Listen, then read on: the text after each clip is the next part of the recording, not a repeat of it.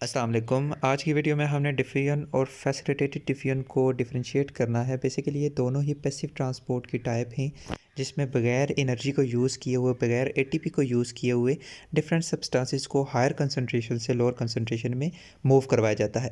तो अभी हम इन दोनों को कैसे डिफरेंशिएट करते हैं। सबसे पहले डिफ़्यूजन के अंदर क्या होता है उसको कैसे हम डिफ़ाइन करते हैं। In diffusion substances move from higher concentration to lower concentration by simply crossing cell membrane. इसके अंदर सब्सटेंसेस हायर कंसंट्रेशन से लोअर कंसंट्रेशन में मूव करती हैं सिंपल सेल मेम्ब्रेन को क्रॉस करके, फॉस्फोलिपिड की जो लेयर होती है उसे क्रॉस करके। और फैसिलिटेटेड डिफ्यूजन के अंदर क्या होता है, मॉलिक्यूल्स मूव करते हैं हायर कंसंट्रेशन से लोअर कंसंट्रेशन की तरफ, बट थ्रू स्पेसिफिक प्रोटीन्स की मदद से। इसी वजह से इसे फैसिलिटेटेड डिफ्यूजन बोला जाता है।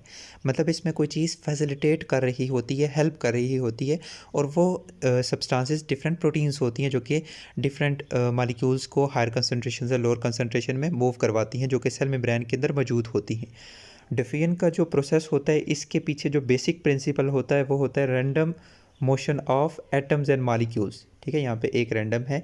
It occurs by random motion of atoms and molecules. जब मॉलिक्यूल्स रैंडमली मूव कर रहे होते हैं तो वो ज़्यादा चांसेस होते हैं वो अपनी हायर कंसंट्रेशन से लोअर कंसंट्रेशन की तरफ मूव करें। जैसे कि यहाँ पर आप देख सकते हैं, अगर हम एक इंक के ड्रॉप को पानी के अंदर डालें तो पानी के मॉलिक्यूल्स रैंडमली मूव कर रहे होते हैं, और वो जो इंक का ड्रॉप होता है वो पहले थोड़ी सी जगह पर मौजूद होता है, और आहिस्ता आहिस्ता वो इंक का जो ड्रॉप होता है, जो इंक होती है, वो पूरे उस वाटर के अंदर आप देख सकते हैं फैल रही है।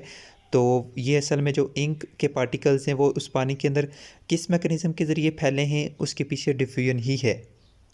तो डिफ्यूजन के अंदर सब्सटेंसेस हायर कंसंट्रेशन से लोअर कंसंट्रेशन में मूव करती हैं।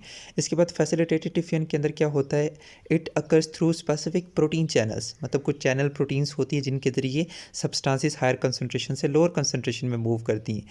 तो इसके अलावा डिफ्यूजन के अंदर क्या होता है, डिफ्यूजन के अंदर कौन सी सब्सटेंसेस मूव करती हैं, स्मॉल अनचार्ज पार्टिकल जैसे कि गैसेस, ऑक्सीजन, कार्बन डाइऑक्साइड, ये मूव करती हैं डिफ्यूजन के ज़रिए। ठीक है, by simply crossing cell membrane, जो फॉस्फोलिपिड बायलेयर होती है उसे क्रॉस करके। जबकि फैसिलिटेटेड डिफ्यूजन के अंदर जो लार्ज सब्सटेंसेस होती हैं और जो चार्ज पार्टिकल्स होते हैं जैसे कि सोडियम आयन, जैसे कि क्लोरीन आयन, ठीक है, इसके अलावा जैसे कि कैल्शियम आयन, ठीक है, इसके अलावा पोटाशियम आयन, ये मुख्तलिफ जो आयन्स होते हैं ये स्पेसिफिक चैनल प्रोटीन्स होती हैं, उनके ज़रिए अपनी हायर कंसंट्रेशन से लोअर कंसंट्रेशन में मूव करते हैं। ठीक है, क्योंकि ये जो चार्ज पार्टिकल्स होते हैं ये फॉस्फोलिपिड बायलेयर को क्रॉस नहीं कर सकते। इनके लिए स्पेसिफिक प्रोटीन्स सेल मेम्ब्रेन के अंदर मौजूद होती हैं जिनके ज़रिए इन चार्ज पार्टिकल्स को हायर कंसंट्रेशन से लोअर कंसंट्रेशन में मूव करवाया जाता है।